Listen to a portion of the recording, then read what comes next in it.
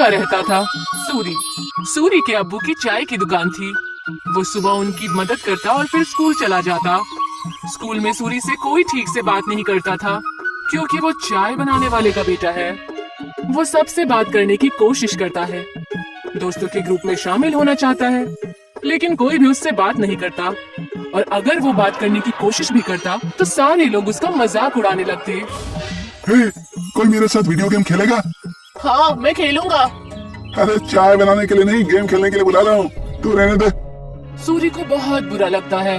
वो घर आते ही मुंह फुलाकर बैठ जाता है।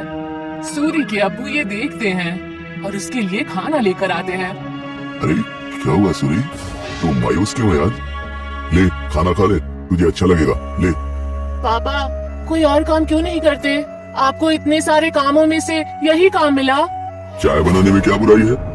दिन में सबसे ज्यादा लोग इसी के बारे में सोचते हैं। नहीं, मेरे दोस्त तो मजाक उड़ाते हैं, मुझे अपने साथ खेलने में भी शामिल नहीं करते। बोलो कौन सा खेल खेलना है, अभी खेलते हैं। आपके साथ नहीं, उनके साथ खेलना है। ये कहकर वो वहाँ से चला जाता है बिना खाना खाए। सूरी के अब्बू को ये देखकर बहुत बुरा लगता है कि उनकी वजह से उनके बच्चे के दोस्त बहुत दूर जा रहे हैं। उसके पिताजी चाय बनाने के साथ दूसरा काम भी ढूंढने लगते हैं। वहीं स्कूल में बच्चों को ट्रिप पर ले जाने का प्रोग्राम बनता है। कुछ दिन बाद आप सभी बच्चों को एक जंगल ट्रिप पर ले जाया जाएगा। सभी बच्चे उसी तैयारी के साथ आएंगे। सारे बच्चे खुश हो जाते हैं। सूरी घर आकर ये बात अपने अब्बू को बताता है। पापा, मुझे स्कूल की तरफ से जंगल की ट्रिप पे ले जाया जा रहा है। मुझे जरूरी सामान पैक करके दे दीजिएगा। अरे वाह, ये तो बहुत अच्छी बात है। अपने सामान में एक छोटा बर्तन जरूर लेकर जाना, वहाँ अगर कुछ पकाना हो तो काम आ सकता है, ठीक है? जी पापा, जरूर। और हाँ, तुम्हें एक और बात बतानी थी। मैं नई नौकरी ढूंढ रहा हूँ। तुम्हें वो अपने दोस्तों के सामने शर्मिंदा नहीं होना पड़ेगा और वो तुमसे बात भी करेंगे। सच पापा? हाँ। सूरी खुशी से पिताजी के गले लग जाता है। कुछ दिन बाद उस जंगल ट्रिप पर जाने का दिन आ जाता है। सब उस जंगल में पहुंचने के बाद ट्रैकिंग शुरू कर देते हैं। मैं सबको 4 ग्रुप में बांटूंगा, जिसमें एक लीडर भी होगा। वो सब एक साथ में रहेंगे और अपना काम करेंगे। सब अपने लीडर की बात मानेंगे, समझ गया ना? सब अपना बैग लेकर ट्रैकिंग शुरू करते हैं। अरे किसको लीडर बना दिया? इसको तो चाय के अलावा कुछ नहीं आता। सब हंसने लग जाते हैं। सूरी को बहुत बुरा लगता है। कुछ दूर चलने के बाद वो थक जाता है। चलो यहाँ रुक जाते हैं, थोड़ा खा पी भी लेते हैं। बाकी सभी मान जाते हैं और रुक जाते हैं। नहीं, हम नहीं रुक सकते। अगर हम रुके तो लेट हो जाएंगे और कुछ ही देर में अंधेरा भी होने वाला है। लो, लीडर बना दिया तो हम पे हुक्म चला रहा है। नहीं, हम नहीं चलेंगे। तुझे जाना हो तो जा, हम थोड़ा नाश्ता करने के बाद ही ट्रैकिंग शुरू करेंगे। तू जा। सूरी के मना करने के बाद भी वो वहीं रुकते हैं, लेकिन फिर भी सूरी उन्हें नहीं छोड़ता और उनके साथ वहीं रुक जाता है। कुछ ही देर में टीचर और बाकी के बच्चे आगे निकल जाते हैं और वो वहीं रह जाते हैं। थोड़ी देर आराम और नाश्ता करने के बाद वो अपनी ट्रैकिंग शुरू करते हैं, लेकिन जल्द ही सूरज डूब जाता है और अंधेरा हो जाता है। अरे ये तो अंधेरा हो गया, अब तो रास्ता भी समझ में नहीं आ रहा। बाकी बच्चे भी डरने लग जाते हैं। कुछ ही वक्त में ऐसा मोड़ आ जाता है जहाँ से रास्ता पता करना मुश्किल हो जाता है और उन्हें वहीं ठहरना पड़ता है। अब तो मुझे भी रास्ता नहीं पता। मेरे ख्याल से हमें आवाज लगानी चाहिए। तुरंत ही वो चारों टीचर और अपने क्लास के विद्यार्थियों को आवाज लगाते हैं, लेकिन बात नहीं बनती। हाँ, टीचर टीचर, अरे कोई हमें सुन रहा है? हम खो गए हैं, कोई है? सब चिल्लाते हैं लेकिन कोई भी जवाब नहीं आता। लगता है हम बहुत पीछे रह गए हैं। हमें आगे का रास्ता नहीं पता, इसीलिए हमें यहीं रुक जाना चाहिए। हो सकता है अगर आगे गए तो रास्ता भटक जाए। नहीं, हमें कोशिश करनी चाहिए, क्या मालूम हम सही जगह पहुंच जाएं।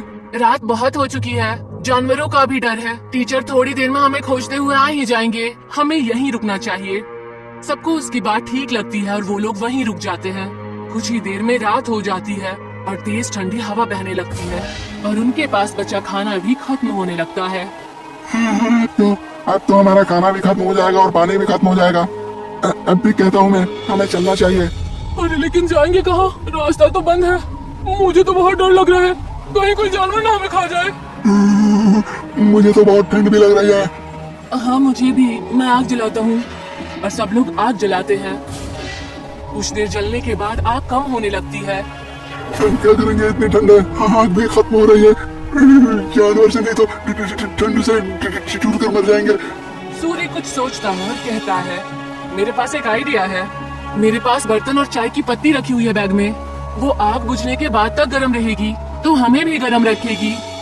सूर्य तुरंत वो बर्तन निकालता है और सब उसे अपना पानी दे देते हैं, लेकिन फिर भी पानी कम पड़ता है।